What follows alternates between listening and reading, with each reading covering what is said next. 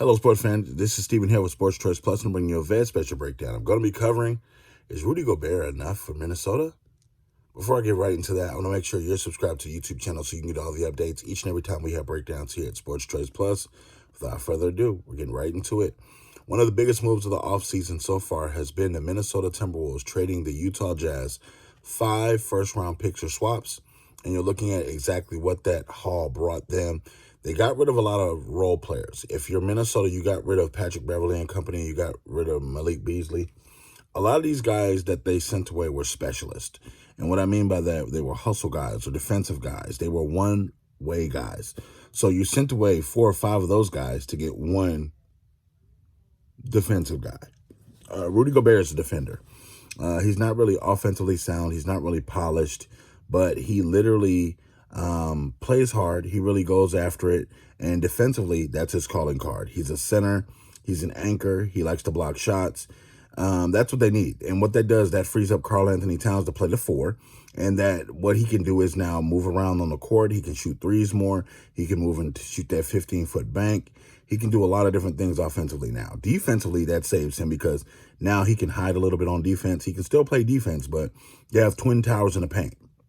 When you're looking at Anthony Edwards and what he brings to the team, that young man is going to be a superstar. Let's just be clear. This young man is balling right now. He hasn't figured it out yet, but you can tell he's on that trajectory to like a Ja Morant, where he's building up, getting that confidence each and every week, each and every game, and you're starting to see his game grow.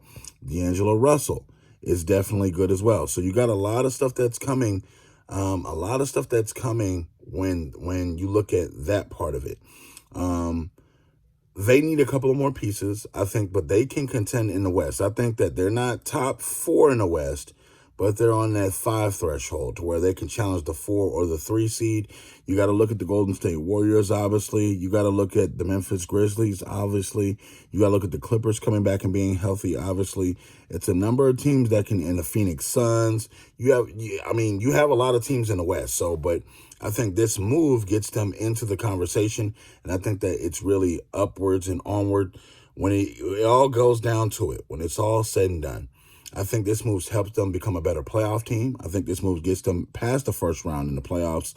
And I think that Rudy Gobert could really wake up some things in Minnesota. I think he can elevate Karl-Anthony Towns' play, save him a little bit on defense. And I think this move is going to get them at least to the second round of the playoffs. I like this move. And you got rid of a lot of guys who weren't going to make a difference as far as you making the playoffs into the second round. The draft picks, let's just be clear. If your team is making the playoffs and doing what they're supposed to do, these draft picks become later draft picks. They're not lottery picks. They're not anything. So I expect by the time this deal is done, will they make an NBA Finals? Possibly.